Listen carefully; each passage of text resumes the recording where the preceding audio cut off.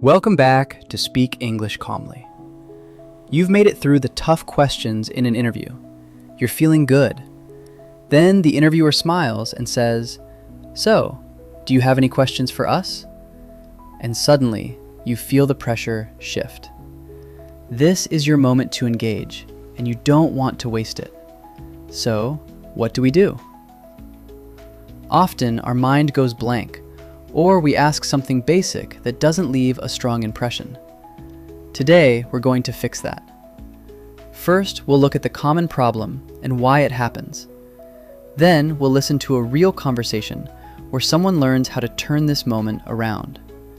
Finally, we'll break down the simple, three-part framework you can use to ask smart, impressive questions every time.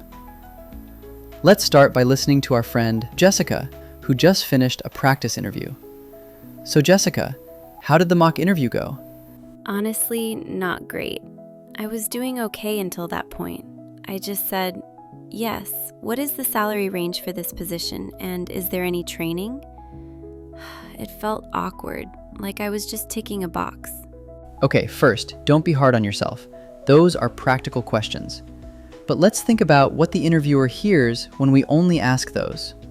They might think, is this person only interested in what they get, not what they give? I see what you mean. So, what should I ask instead?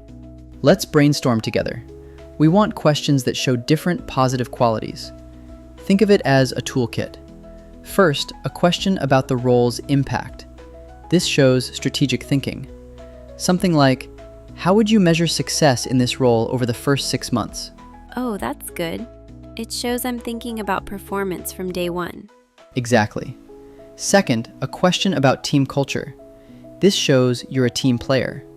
For example, could you describe the working style of the team I'd be joining? I like that. It's not just what will I do, but how will we work together? Perfect.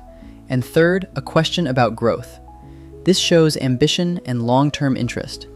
Try, what opportunities for professional development do you support for someone in this position? Okay, so impact, culture, and growth. That feels much more balanced. I'm not just asking what they can do for me, but starting a real conversation about the future. Okay, let's pause. Did you notice how different those questions feel? They start a conversation, not end one. So our framework is these three categories: impact, culture, and growth. Let's break down why they work. What if they already answered one of these during the interview? Great question. Then you don't ask it again. You can say, you actually covered the team culture really well earlier, so based on that, I'm curious about, and then ask one of your other prepared questions. The goal is to have a short, genuine conversation here, not an interrogation. You're tailoring based on what wasn't covered. And how many questions should I prepare? Have 3 to 5 in your toolkit across these categories. You might only need 2 or 3 in the moment. And yes, it is absolutely okay to write them down and refer to your notes. Just say, I did have a few questions written down, if you don't mind. That takes the pressure off. The meaning behind the question is what matters, right? Impact shows I'm strategic. Culture shows I'm collaborative. And growth shows I'm invested.